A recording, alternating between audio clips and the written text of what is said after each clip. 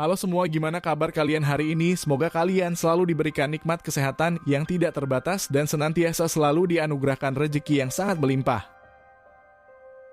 Pada kesempatan kali ini, saya akan menceritakan sebuah kisah yang dialami oleh satu keluarga yang tinggal di Kabupaten Malang, di mana lagi-lagi seorang bapak menjadi aktor antagonis untuk istri dan kedua anaknya yang masih berusia sangat muda. Si bapak diduga mengalami serangkaian masalah kejiwaan yang akut karena sebuah problematika hidup dan kondisi finansial sebagai seorang guru sekolah dasar yang sangat memprihatinkan. Hingga karena semua beban itu menumpuk menjadi satu kesatuan di dalam pikirannya, si bapak akhirnya mengajak istri dan satu anaknya untuk memberhentikan hidupnya dengan cara meminum cairan obat nyamuk sebanyak-banyaknya. Ibu dan anak itu berada satu tempat dan saling bergandengan satu sama lain. Mereka menjadi korban atas rasa frustasi seorang kepala keluarga yang tidak bisa lagi menahan gejolak permasalahan hidup tersebut. Lantas setelah memastikan anak dan istrinya sudah tidak lagi bernapas, si bapak yang berprofesi guru itu juga akhirnya menggores urat nadi di tangannya dengan beberapa sayatan. Dia membiarkan dirinya terlentang tepat di depan anak istrinya dan sekarat bersama mereka untuk menuju gerbang neraka di tempat keabadian. Sebab dalam keyakinan yang sangat saya yakini, bahwasanya orang-orang yang secara sengaja menghentikan hidupnya adalah orang yang celaka dan tidak ada surga untuk mereka. Terlepas alasan menyedihkan di balik keputusan yang harus mereka ambil itu sendiri. Lalu sebenarnya bagaimana kronologis atas permasalahan yang sedang dihadapi satu keluarga tersebut? Dalam kesempatan kali ini saya akan menceritakannya secara keseluruhan dan mengungkapkan beberapa fakta atas kejadian yang sebenarnya terjadi. Sebuah realita dari kenyataan hidup yang harus kembali terjadi dan ini seolah seperti sebuah tren untuk menjadi solusi hidup yang mudah dalam menyelesaikan setiap permasalahan. Terutama dalam tragedi ini, ternyata si bapak memiliki hutang sejumlah puluhan juta rupiah dan dia tidak bisa mengembalikannya. Hingga menurut keyakinan yang berada di pikirannya bahwa ketika mereka sudah tiada maka hutang itu seolah akan lunas dengan begitu saja. Padahal dalam keyakinan agama yang harusnya mereka pelajari, bahwasanya hutang itu akan tetap dibebankan kepada pihak keluarga yang masih hidup. Dan itu solusi yang tidak masuk akal untuk mempersulit hidup keluarga yang lain. Semoga dari kisah ini kita bisa mengambil banyak sekali pelajaran yang terkandung di dalamnya. Dan jika kamu sedang mengalami problematika masalah yang sama, tuliskan dan ceritakan semua hal terkait itu, agar senantiasa kita bisa berbagi pengalaman satu sama lain dan juga bisa menyadari bahwa di dunia ini kita tidak pernah benar-benar sendirian. Saya juga pernah mengalami permasalahan yang hampir serupa di mana sebuah pengkhianatan dari seorang wanita mampu mengubah definisi hidup itu secara nyata. Hingga gejolak rasa ingin mengakhiri semuanya selalu menghantui saya di setiap malam. Dan apa yang saya tuliskan mengenai setiap tragedi seperti ini seolah menjadi cerminan untuk diri sendiri. Dan apa yang mereka rasakan soal rasa frustasi mengenai kehidupan adalah rasa yang pernah saya rasakan sendiri. Semoga kita semua selalu dikuatkan untuk menjalani setiap langkah kehidupan dan kita menjadi lebih baik lagi setelah semua masalah itu akhirnya sudah terlewati. Sebelum saya akan masuk ke dalam kronologis dari kisah ini, saya terlebih dahulu akan menceritakan latar belakang dari kehidupan keluarga tersebut. Si bapak yang menjadi peran antagonis dalam peristiwa ini bernama Wahab Effendi yang berusia sekitar 44 tahun dan bertempat tinggal di desa Sabtorenggo di Kecamatan Pakis di Kabupaten Malang di Provinsi Jawa Timur.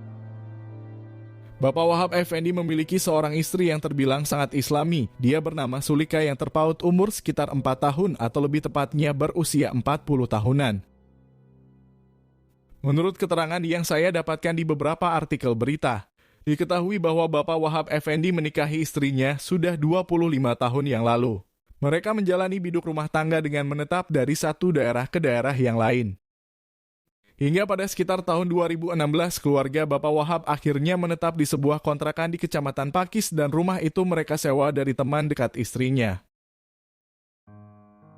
Diketahui Bapak Wahab berprofesi sebagai seorang guru sekolah dasar negeri Sukun di Kabupaten Malang. Dia sudah menghabiskan hampir setengah umurnya sebagai seorang pengajar atau lebih tepatnya sejak usianya sekitar 20 tahunan. Kehidupan dari Bapak Wahab bersama dengan keluarga kecilnya terbilang sangat harmonis. Mereka juga memiliki 2 orang anak kembar yang cantik dan sangat manis. 2 orang anak itu masih berusia sekitar 12 tahun. Mereka baru duduk di bangku sekolah menengah pertama dan berjarak tidak jauh dari tempat tinggalnya. Meskipun dari luar keluarga Bapak Wahab terlihat sangat bahagia, akan tetapi kondisi finansial sebagai seorang guru ternyata sangat memprihatinkan. Menurut keterangan yang saya dapatkan, penghasilan dari Bapak Wahab tergolong sangat rendah untuk seorang yang sudah mendedikasikan diri selama puluhan tahun untuk mengajar. Dalam lampiran yang saya ketahui bahwasanya penghasilan jadi seorang guru sekolah dasar hanya berkisar dari 1 juta rupiah selama 1 bulan. Hingga hal itulah yang membuat keluarga Bapak Wahab harus memutar otak untuk memenuhi segala kebutuhan hidup. Menurut kesaksian dari para tetangga, diketahui bahwa mereka sebenarnya tidak cukup mengenal secara mendalam sosok dari Bapak Wahab, sebab mereka sering sekali melihatnya pergi ketika pagi hari dan pulang ketika sudah larut malam. Para tetangga juga hanya tahu bahwa Bapak Wahab adalah seorang guru. Mereka tidak mengetahui jika dirinya memiliki pekerjaan sampingan yang lainnya. Hingga karena kehidupan yang semakin hari semakin sulit itu kemudian membuat Sulika sebagai seorang istri akhirnya memutuskan untuk membantu ekonomi keluarganya. Dia tidak bisa hanya mengandalkan penghasilan suaminya sebagai seorang guru. Sebab itu benar-benar jauh dari kata berkecukupan dan cenderung sangat tidak masuk akal. Ibu Sulika kemudian sesekali berjualan kue buatannya sendiri di sekitar rumah kontrakan. Dia menawarkan dagangan itu ke para tetangga dan sekitaran lingkungan tempat tinggalnya. Kedua anak kembarnya yang tumbuh beranjak ke remaja memaksa mereka harus mencari uang tambahan. Terlebih biaya sekolah keduanya cukup memberikan beban secara keseluruhan pada ekonomi keluarga tersebut. Hal itu juga membuat Bapak Wahab akhirnya memutuskan untuk berhutang ke sana dan ke sini. Dia sebagai kepala keluarga harus memastikan kelayakan hidup anak dan istrinya. Sebuah dilema yang harus dirasakan oleh Bapak Wahab. Dia tidak punya pilihan lain selain meminjam uang sebab kondisinya sebagai seorang guru sangatlah memprihatinkan.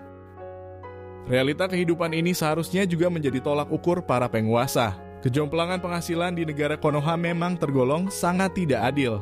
Beberapa pekerja di pemerintahan seolah bergaji puluhan juta dan satu profesi mulia sebagai seorang guru bahkan hanya bergaji ratusan ribu. Hal inilah menjadi permasalahan yang begitu nyata di negeri Konoha ini. Dalam sebuah survei di lembaga terpercaya, di sana disebutkan bahwa hampir 60% orang Indonesia yang berhutang di pinjaman online adalah berprofesi sebagai seorang guru honorer. Hingga akhirnya kehidupan dari keluarga Bapak Wahab berada pada puncak dilema. Hutang yang menumpuk semakin besar itu membuatnya harus beristighfar di sepanjang malam.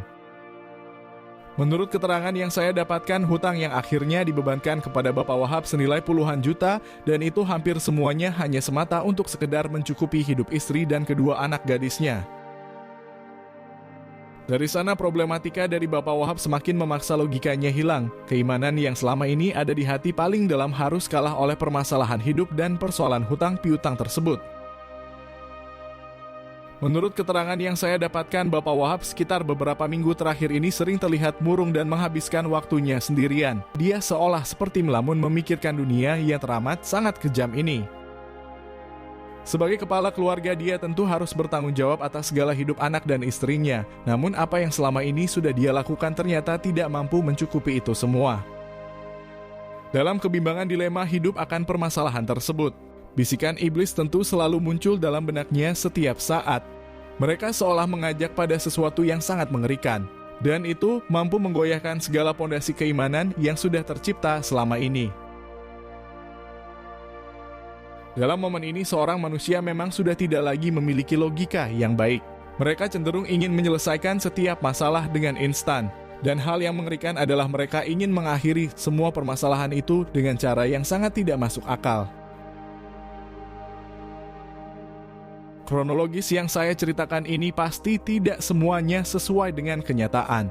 Namun menurut pengalaman pribadi dan beberapa informasi yang saya dapatkan, hal ini coba saya akan jabarkan sesuai dengan sudut pandang yang saya miliki.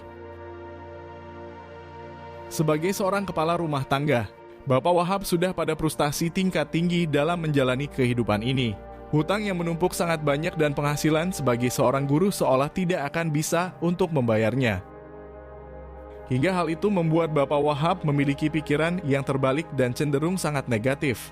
Dalam dilema yang dia rasakan, Bapak Wahab kemudian memutuskan untuk pergi dari dunia ini dan dengan itu semua permasalahan terkait kehidupan akan cepat terselesaikan. Bapak Wahab kemudian berterus terang kepada istrinya, dari hati ke hati keduanya saling berbicara dengan landasan rasa frustasi. Sulika sebagai seorang istri tentu terus mendukung suaminya untuk terus melangkah maju dalam kehidupan rumah tangga. Memang masalah ekonomi tidak dapat dihindari dan menjadi momok paling menakutkan. Namun karena Bapak Wahab sudah terasuki iblis yang begitu sangat nyata, semangat hingga motivasi untuk memulai semuanya dari nol seperti ditolaknya secara mentah-mentah. Hingga hal itu mendasari pemikirannya untuk mengajak istri dan kedua anaknya untuk ikut bersama. Dia ingin mereka hidup dalam keabadian di surga yang sudah dijanjikan. Menurut informasi yang saya dapatkan di beberapa artikel berita, kejadian itu terjadi pada pagi hari atau lebih tepatnya pada tanggal 12 di bulan 12 di tahun 2023.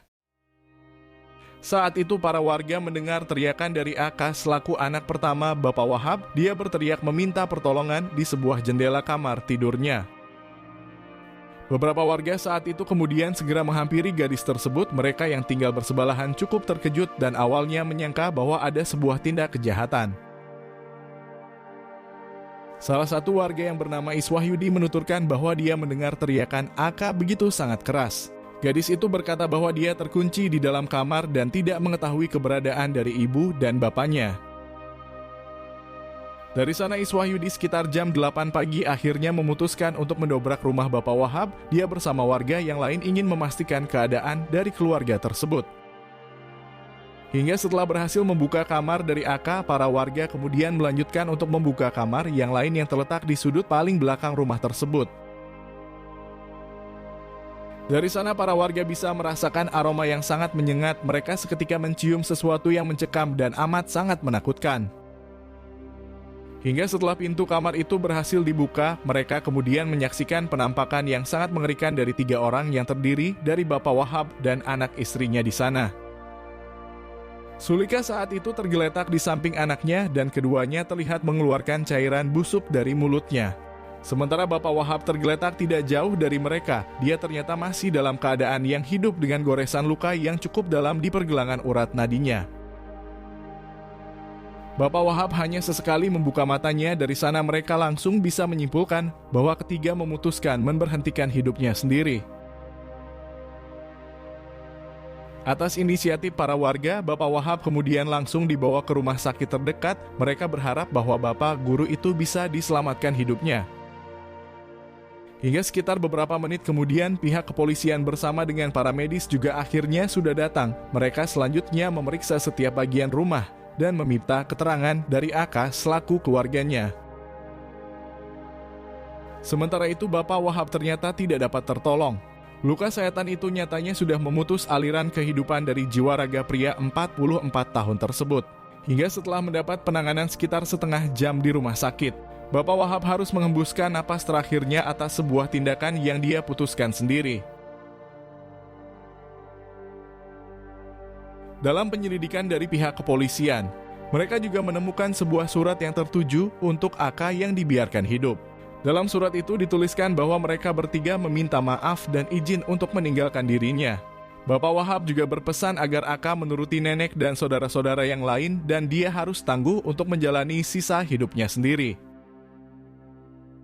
Gadis berusia sekitar 12 tahun itu menceritakan bahwa sekitar jam 3 subuh dia bersama dengan adiknya dibangunkan oleh kedua orang tua mereka. Di sana Bapak Wahab hanya menjemput adiknya dan mengunci pintu kamarnya. Dari sana awalnya AK tidak merasa curiga dengan semua itu, namun dari balik tembok dia mendengar tangisan ibunya dan adiknya di kamar belakang. Hingga sekitar beberapa jam berikutnya, AK kemudian berteriak meminta pertolongan sebab dia merasa janggal dengan apa yang dilakukan oleh ibu dan bapaknya tersebut. Dalam keterangan yang saya dapatkan, AK kemudian akan didampingi oleh dokter kesehatan mental sebab pasti jiwanya terguncang dengan apa yang sudah terjadi dengan keluarganya. Sebagai seorang gadis yang berusia sekitar 12 tahun, dia pasti merasa sangat trauma, terlebih menyadari bahwa dirinya akan hidup sebatang kara. Sebuah tragedi yang tidak masuk akal, namun nyatanya ini semua adalah kenyataan yang ada di sekitar hidup kita. Banyak orang yang pasti memiliki permasalahan yang sama dengan keluarga Bapak Wahab. Kondisi jiwa yang terombang-ambing membawanya pada keputusan besar untuk memberhentikan hidupnya sendiri. Semoga kita semua bisa mengambil banyak pelajaran yang terkandung di dalamnya, dan peristiwa ini tidak akan lagi terulang kembali kepada kita ataupun keluarga terdekat kita. Saya berharap jika kalian semua sedang mengalami masalah yang sama seperti keluarga Bapak Wahab, sebaiknya kita lebih mendekatkan diri dengan Sang Pencipta alam semesta ini. Sebab selalu saja ada mujizat dari setiap permasalahan yang sedang kita hadapi, dan persoalan hutang hanya bagian ujian untuk menaikkan kapasitas derajat dari hidup kita itu sendiri. Dan uang semata hanya urusan dunia, dan hidupmu terlalu berharga jika harus kalah dengan nominal puluhan juta rupiah. Sebab di depan kita tidak pernah mengetahui mujizat dari Tuhan semesta alam ini. Kita harus tetap menjaga keimanan dan rasa sabar seluas samudera. Saya punya titik terendah dalam sebuah masalah, namun saya juga meyakini bahwa kalian semua juga punya titik terendah dalam hidup ini. Bahkan kemungkinan permasalahannya jauh lebih besar, dan mengucapkan rasa syukur adalah obat yang paling ampuh dalam guncangan hebat di dalam pikiran.